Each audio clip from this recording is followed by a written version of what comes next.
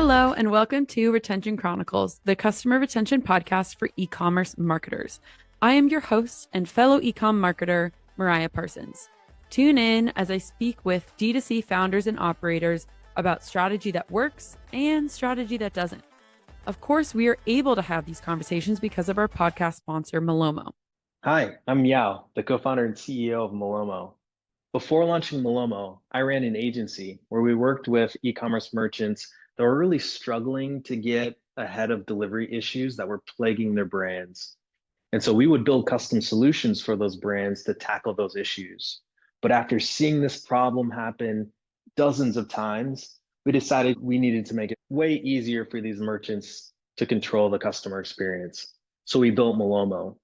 With Malomo, you can get control of the entire post-purchase experience, create custom tracking pages and transactional emails, reduce your where is my order support tickets, and actually add to your bottom line by showcasing marketing content and product recommendations within that experience. Now, with thousands of e-commerce operators on Malomo, it's been super gratifying to see the ways in which people have been using the platform to drive their brands forward.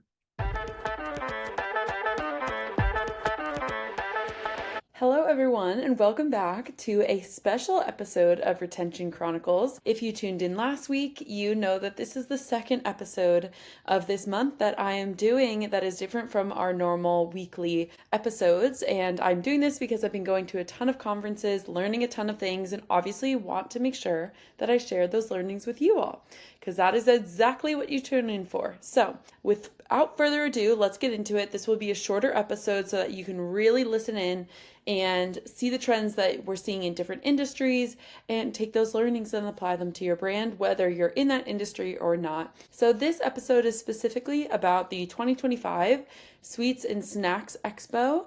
It was in Indianapolis and it was in May of 2025. And there were a lot of things happening. And if you know me, you know that I lived in Indianapolis for a few years, so it is a second home to me. I love the city, and it really did not disappoint to see it lit up with all of the excitement that this expo has to bring into the city. There were over 1,000 exhibitors, including 300 newcomers, and that led to about 14,500 attendees from 85 plus different countries. So if you know anything about conferences, those numbers, it's about a third of the size of Expo West that I just went over in the podcast. So it's definitely a smaller conference, but wow, did it pack a punch. So let's get into it, because this year, this is the first year that I went, and there's a ton of energy.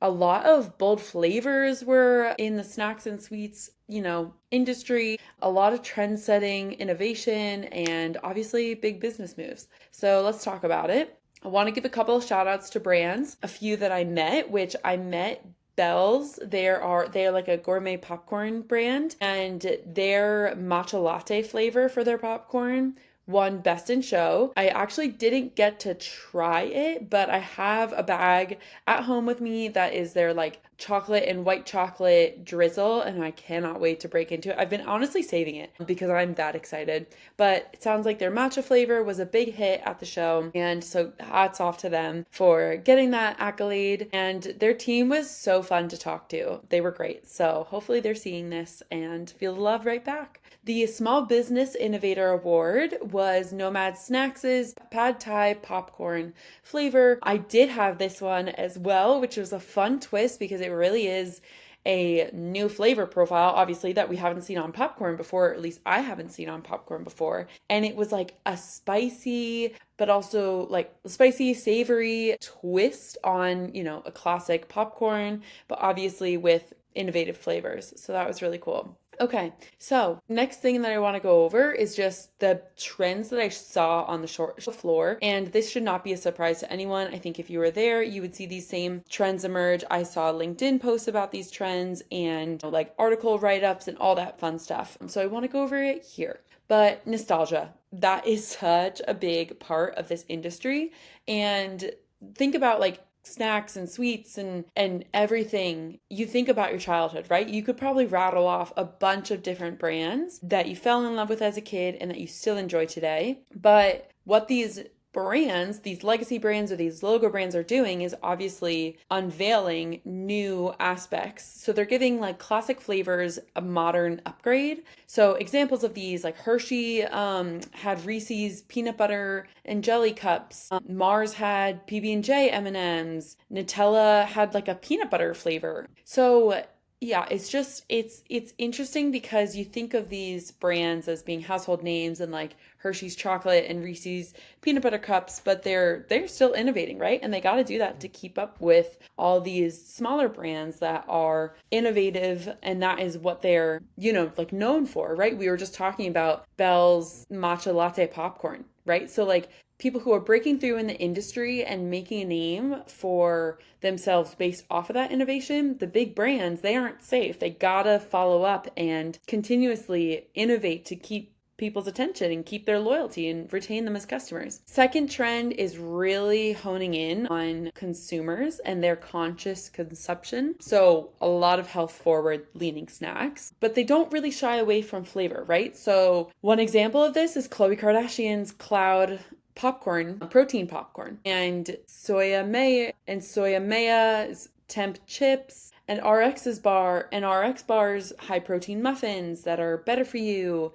Things like that are, they're really tapping into high protein snacks, but giving you more options for them on the market. And I did try Khloe Kardashian's Cloud popcorn, and it was pretty good. Gotta say it. Okay, third trend was multi-sensory experiences. Texture was everywhere. So different textures in your snacks. Think like freeze-dried candies, right? That's like a new spin. We know freeze-dried. A lot of the times when I think of freeze-dried, I think of like freeze-dried fruit. And then, candy, like hard candy. But a lot of the bigger brands like Spree and Sweet Tarts and Lemon Heads and Jolly Rancher, they were offering like freeze-dried candies, which is just like a really, really interesting twist. I don't think I've had that before. I also saw a lot of like marshmallow, and a lot of innovation in the marshmallow space or like chewy space. I met a company called Breath Rocks, and they're mints that you pop in your mouth, and they are like Pop Rocks. So they literally, I have one right here if you're watching this on video. They literally pop in your mouth as if it is Pop Rocks. And that was like so interesting. And I remember them telling me, I'll have to fact check myself, about like, I think they have zinc and that's how they're like breath mints as well, but they're sugar free.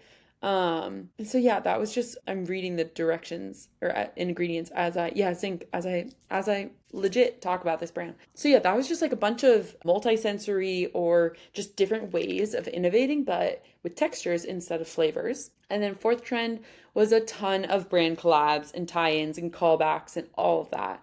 I don't think this surprises anyone. We just saw outside of the industry, but in the beauty industry, Rhode get acquired by Elf Cosmetics. Brand collabs, celebrity collabs, they are big. And so Mr. Beast and Jack Link's beef snack multi-packs. That was a collab. We saw Slim Jim and Buffalo Wild Wings with chicken sticks, and Flips and Alf on the Shelf sugar cookie pretzels, which that was a really interesting one. Also David Dobrik's brand. I met their team at the conference, and they were so sweet. They were giving away free hats, and it was honestly like very, very fun to see yet another brand with a celebrity backing pop up. Okay, so that was kind of my recap of the 4 trends that I'm seeing. Now I'm going to dive more into kind of the layout of the conference. So they had over 40 sessions with retail, focused on retail growth, merchandising, consumer behavior, e-commerce, just like a bunch of different things that these brands and that these industry folks want to learn about. I will say that the next conference is not going to be in Indianapolis. It's going to be in Vegas next year, which I'm obviously bummed about because I love Indianapolis and it was so fun to see the city like this. But I will say, I definitely thought it was worthwhile to be going. I was able to meet so many people and they were all so friendly. It was definitely a slower conference in the best way. because you could actually have more meaningful conversations. I felt like at Expo West, it was great because it's so expansive. You will have so many different opportunities there. But at Snacks and Sweets Expo, I really felt like I could walk the floor individually and have good conversations with everyone there. Granted, not everyone there, but everyone that I was meeting, I had great conversations with. I thought by the end of the conference, I was like, oh yeah, I was able to do that on my own. Expo West, I needed like 6 more days to do it on my own, which makes sense because it's like 3 times as big. So yeah, I had a great time. I have so many delicious snacks now that I've been able to share with friends and family and really give them like insight of, oh, I met this person, they're doing this. Like that is exactly how I like to shop as a consumer, is knowing a brand, knowing a founder, knowing the operators behind it, because it makes me feel like I have table stakes in how their brand does. And I'm so much more willing to share with friends and family, especially if it's over a treat or something that I can bring back and share. So yeah, it was so much fun. I'm so excited for the next one. I absolutely loved it. And I will say, it is always just a great time getting to meet people at these conferences. I'm going to have my people on my podcast, people that I met on the trade floor show room, and I cannot wait. It is so fun. I haven't even done my follow-up and it's been 2 weeks. So if you're listening to this, just know it's coming, okay? But thank you to everyone who listened to this and who I met at the show. It was so, so, so fun. Okay, till next time. Hope you'll tune in.